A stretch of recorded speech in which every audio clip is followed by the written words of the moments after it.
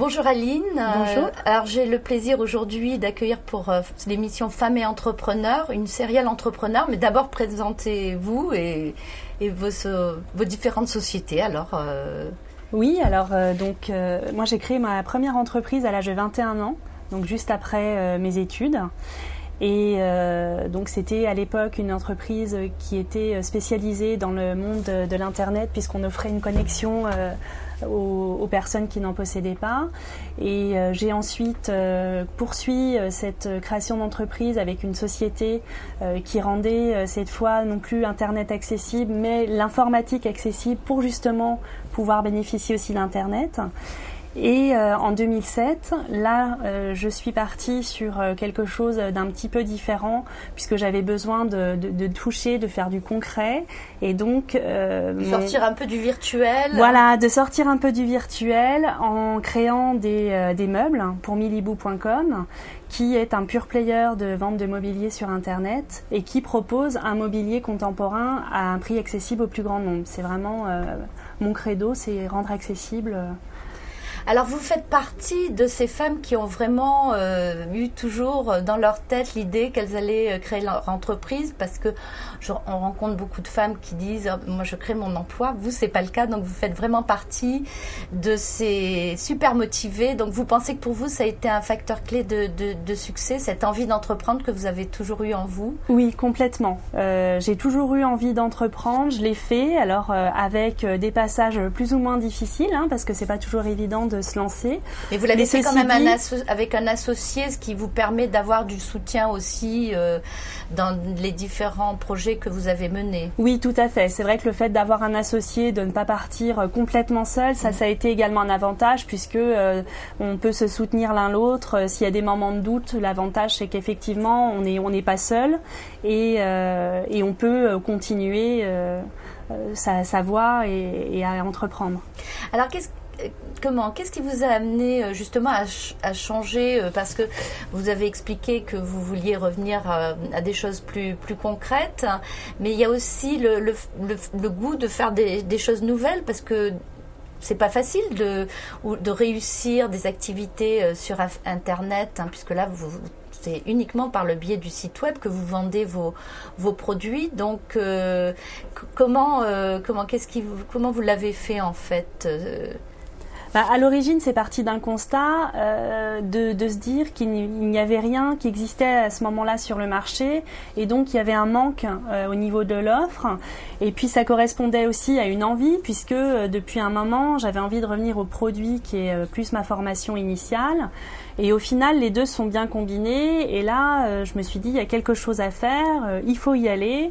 On va le tenter, parce que voilà, j'y crois, il y a vraiment quelque chose. Alors bien sûr, vous avez toujours, surtout dans les activités Internet, on ne peut pas s'en dispenser, fait énormément de veille concurrentielle. Donc, bien sûr, oui. Et j'imagine que il doit y avoir, quand on vend que sur Internet, vous devez avoir des investissements très très importants en marketing, parce que justement, il faut arriver à faire venir le client. Donc oui, tout à fait. Il ne faut pas imaginer qu'en allant sur Internet, le client vient tout seul et que c'est facile parce qu'on n'a pas de pas de porte, on n'a pas de local. Au final, être sur Internet, avoir une société sur Internet coûte aussi cher, voire plus cher parfois que d'avoir un magasin physique, parce qu'il faut énormément investir en marketing, en web marketing notamment, puisque pour nous trouver, il faut qu'on soit bien référencé, il faut que les gens nous trouvent, et pour qu'ils nous trouvent, il faut investir. Et ce travail, vous l'avez externalisé ou il est fait par une équipe interne? Vous avez fait quel choix? Alors nous, on a fait le choix d'internaliser de façon à optimiser vraiment dans le détail tout ce qui est web marketing. Il y a une toute petite partie qui est externalisée, mais la majorité reste interne. Alors, vous avez permis à des personnes qui n'ont pas forcément les moyens de payer le prix fort d'accéder justement à ces meubles qui sont du mobilier design. Et puis, pour baisser les coûts, vous avez dû aller chercher des fabricants, donc vous avez partis chercher en Asie, je crois. Oui, c'est ça. En fait, quand on a lancé le concept, l'idée c'était vraiment de rendre le meuble accessible. Donc on a commencé par regarder ce qui pouvait se faire en Europe et ça nous a vite amené sur l'Asie parce que malheureusement, en restant sur l'Europe, on n'arrivait pas à ce prix accessible. Donc on a développé tout un système sur place pour justement le suivi des fabrications, le contrôle, pour assurer la qualité de produit qu'on attend et avoir un produit qui correspond vraiment à nos attentes et surtout aux attentes des consommateurs. Alors j'imagine, vous avez deux enfants, donc j'imagine que vous devez vous déplacer pas mal à l'étranger. Oui. Alors, je dirais, ça doit nécessiter une organisation qui tient la route. Oui, tout à fait. Ça nécessite une bonne organisation puisqu'il faut essayer d'anticiper au maximum ces déplacements et de prévoir les nounous en fonction, mais ça se gère très bien et on y arrive. Et on y arrive. D'accord. Alors, donc, d'une manière générale, est-ce que vous avez l'impression que le fait d'être une femme, c'était un avantage, un inconvénient, ou pour vous, ça n'a pas du tout, compte tenu de votre motivation, ça n'a pas été... la question ne s'est même pas posée.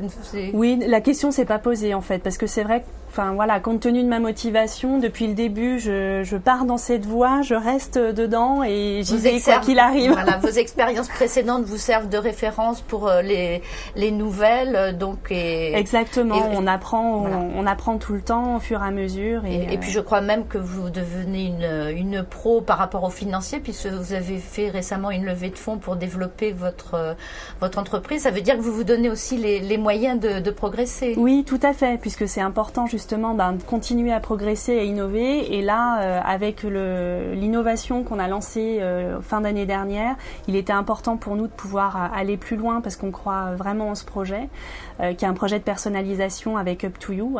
Vous pouvez composer vous-même votre mobilier et être livré en 48 heures. Et c'est pour ça qu'on a justement fait appel à des investisseurs. Quel est votre pire souvenir d'entrepreneur, hein? Je ne sais pas si j'ose le dire. Il faut oser. Mon pire souvenir, je crois que c'est avec un repas avec un fournisseur en Asie qui, à l'époque, m'a fait manger des choses un peu bizarres. Oh là, quelle horreur. Du serpent, Non, des pâtes de poulet et de la soupe de ménisque. Alors le pire, je crois que au début, je pensais que c'était les pâtes, et quand j'ai vu arriver la soupe et qu'on m'a dit ce que c'était avec des morceaux... Il valait mieux pas demander, je crois. Voilà, je me suis dit, j'aurais mieux fait de m'abstenir, et ça, je crois que c'est le pire, le pire des souvenirs. Et alors, par contre, votre plus grande joie, votre plus grande fierté par rapport à vos entreprises? Alors, ma plus grande fierté, elle est assez récente.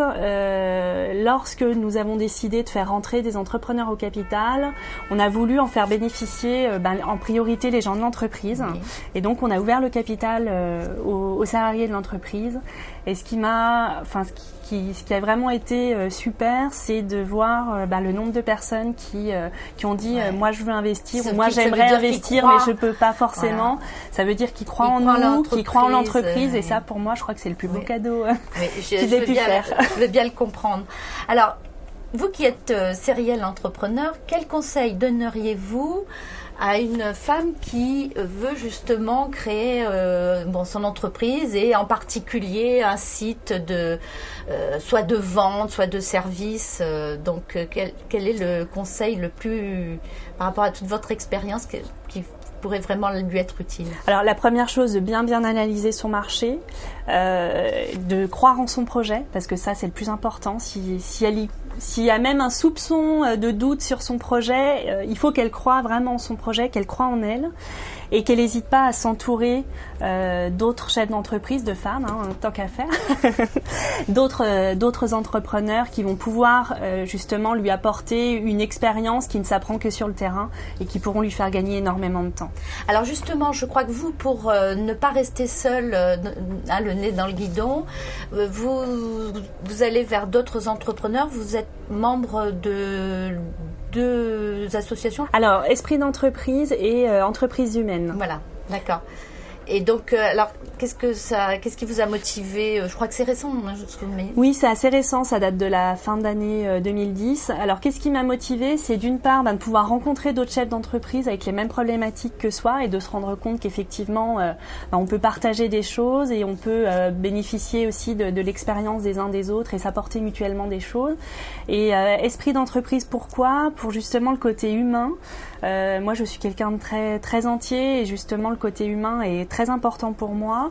Et l'avantage de cette association, c'est qu'elle est là pour les chefs d'entreprise qui, eux aussi, ont des valeurs humaines dans leur entreprise et qui ne sont pas seulement chefs d'entreprise et rien d'autre. Avec un esprit capitalistique et qui sont... Tout à fait. Finalement, je m'aperçois que la plupart des femmes que j'ai eu le plaisir d'interviewer ont toutes ces valeurs et c'est quand même assez intéressant.